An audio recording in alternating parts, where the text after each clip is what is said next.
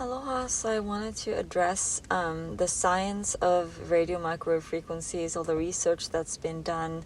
There's so much, and I think it's important to look at the fact that when big pharma or telecom or different larger corporations that have really high income and a lot of money to protect, like AT&T, I think their revenue in 2020 was around 180 billion or 170 billion. And that's a lot of money. So they want the science to show that it's safe. It's perfectly safe. So it's not that hard to realize when you understand how applied science works, that they pay scientists to produce a certain result. So that's not really science. We learned this very early in Europe at high school, that there's a difference between applied science and real science. Real science look for truth. They don't have any financial benefits or on the outcome. So they're not trying to create an outcome. They are actually open to looking at data and looking at, what's the final result of their studies. What does it show? Is the hypothesis right? Is it wrong? They're open-minded. And we actually have to study 6 months only of science and science theory and science history before we start studying. And it's actually really good. It's very interesting. And so that's why when people think that they know the science, that it's totally safe and it's produced and funded by AT&T, it's not really reliable. And that should be pretty clear, right? So I'm going to talk about different scientific studies, and I'm going to link them below so you can look at them yourself, and different people that are presenting. For example, Dr. Deira Davis, she's really great. I'm going to link a university lecture from Australia, Melbourne, where she talks about what is the most reliable research. Because some things are very clear when they're totally repeatable and there's control groups, and it's very good science and it's very clear. So much so that governments have adopted this in their guidelines and so on and so forth. So she was actually the one that was part of a group in charge of, or that was able to have smoking no longer be in airplanes. I remember when I was younger, people would actually smoke on the airplane. We'd have to sit in the back of the plane, and sometimes the only seat was like in the smoking section between like 5,000 smokers. Oh, probably like on a row with 4 people, and you're the only one. It was kind of miserable, but that was not clear to people before. So she was able to prove that there's a link between secondhand smoke and health effects. And similarly now, she's saying she's hoping that people, by informing people, that they will realize that microwave frequencies that come out of cell towers are the same frequencies that come out of your microwave and your cell phone and anything that's wireless. So one can logically kind of understand that if you microwave something, it has an effect on matter. So you see that whatever you microwave changes form. It gets hotter, or it gets cooked. So it isn't so like, the people that are cell phone cell tower operators, if they forget to turn off the antenna, they get cooked. So that's kind of sad when that happens. And similarly, if you're living right next to one of those, it's important to maybe be aware of the science. So Dr. Sharon Goldberg, she's sensitive to these frequencies, so she started studying very early all the science. And some doctors, they know all the science because they really studied it, and so they can speak very intelligently about it. And at a hearing, she spoke for 5 minutes, and it was very informative, and I'm going to link that below also. And what she mentions is that there's there's absolutely no doubt that, microwaves really have an effect on matter. And it's also clear that there's a link with that in cancer. And cancer is skyrocketing, right? A lot of people are having cancers, even kids that are on these devices 24/7. I can also link below a study that shows a connection between leukemia in children and radiomicrowave frequencies. There's also studies she talks about that showing a correlation between proximity to cell towers and diabetes. And also there are a lot of articles that show that people around cell towers often are sick. Like people in close proximity, everyone has different health effects because everybody's body is different. So it shows up different in different people. Some people get very sensitive and headaches, and other people just get sick. In this little compilation, she mentions also like emotionally how it affects people. It creates anxiety and depression, and we do have a lot of mental imbalance at this time. That's an important factor as well, and it really depletes also the healthcare system because it puts a lot of people on dialysis from issues relating to diabetes and kidneys, and it also creates something called cardiomyopathy, which is a precursor to heart attacks. And we are seeing so many heart attacks. In some countries, it's the leading cause of death. So if it's caused by radiomicrowave frequencies, amongst maybe other things, it's important to maybe be aware of that. Then there's the Deira Davis lecture where she mentions one of the most reliable studies. And in this study, you have rats that are pregnant. And these rats that are pregnant are exposed to cell phone radiation a little bit a day. I don't know if it was between I think she said 7 minutes, somewhere between 5 and 15 minutes. So not a lot compared to everything that we're bombarded with from a lot of different sources. So this was only the cell phone.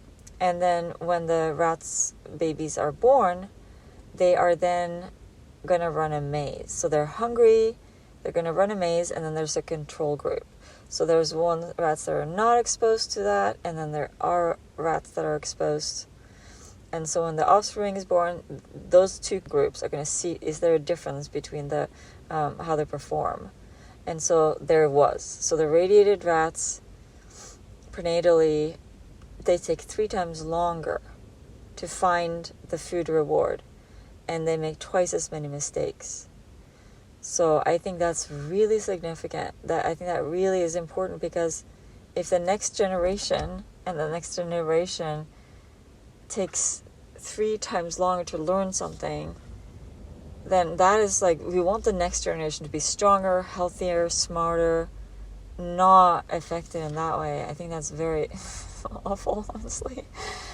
And then there is another very good research. I mean, it's completely clear, and that is research on sperm. So what it showed is that radiated sperm has a loss of vitality and a loss of mobility, and there's DNA damage. So a lot of men keep their phones in their pockets, and do we want the next generation to be DNA damaged or created from DNA damaged sperm? I think that's also really significant. So much so that the Indian government, for example, warns people and warns men against having their cell phones in their pockets. And that's something to really think about. But we're constantly bombarded for so many different, not just the cell phones. There's the routers that are on day and night, and Wi-Fi, phone boosters, everywhere. Like you have your work, and even the computer is emitting just as much as a cell phone, unless you have wired it and turned off the Wi-Fi and Bluetooth on it.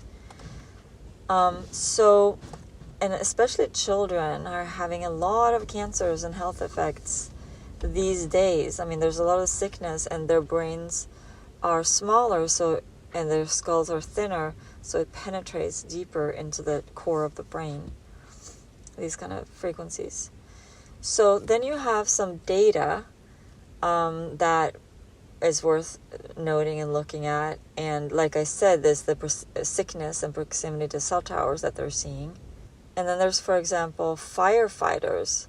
Firefighters are reporting that they're not feeling well. They usually have cell towers on their premises. This is not a scientific study, but it is data that's worth looking at. They're not feeling well, lethargic, and headaches and different symptoms, and they want a lot of them the cell towers off where they work. So the firefighter unions are bringing this up because firefighters are not happy with how they feel after spending a lot of time right by these cell towers. And that's, I think, interesting to note. Another thing that's interesting to note is smart meters. My friend has a very good device from Germany that she measured these smart meters with, and they are emitting every few seconds. So much so on such high levels that it maxes out the meter. And so they're now putting all of these on the houses. So that's like, I don't know if it's equivalent to maybe having a weak cell tower right on the other side of the wall where you're sleeping, for example. And then again, there is a link in correlation between leukemia in children and radiation. These things also can travel through the electrical grid and electrical wires, and then go all through your house. And then there is a lot of people that are unhappy with smart meters because they say they cause fires. There's a lot of lawsuits going on. I can also link an article about all the compilation of lawsuits that are going on where people are, documenting there's fires or that their smart meters like blowing up literally and causing fires and all kinds of problems. And we do know that there's a lot of fires, for example, in different places like California, where some houses are just pulverized while the next one over is like, totally fine. And the pulverized houses sometimes have like their lawn chairs, just wood lawn chairs outside, and they're fine, and all the trees around them are fine. So there's like kind of weird, I don't know, I'm not saying anything, I'm just saying it's interesting.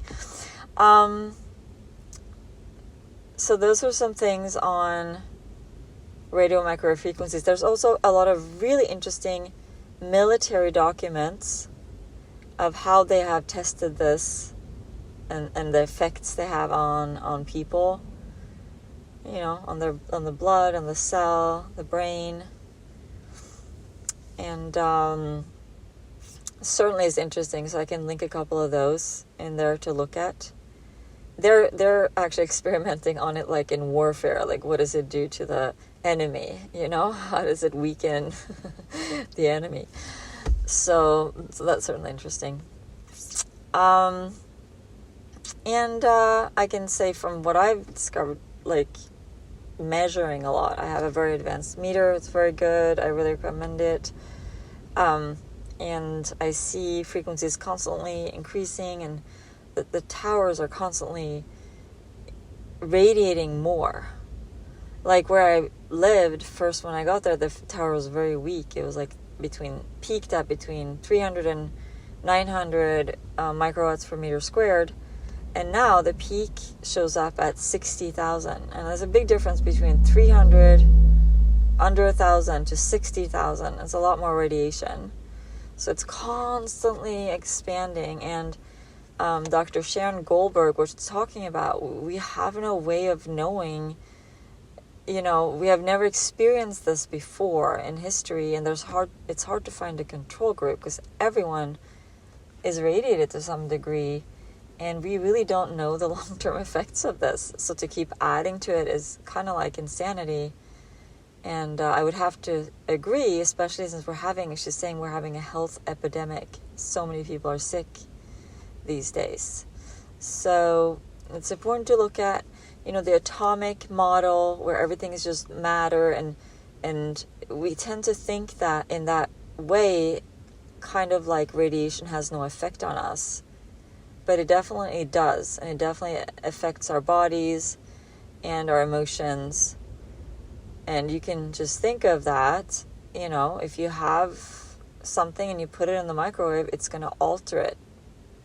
So that's what it's doing. Those waves affect our bodies the same way. So I think it's good to, like, the natural, the way God created it is a wonderful, wonderful way. And the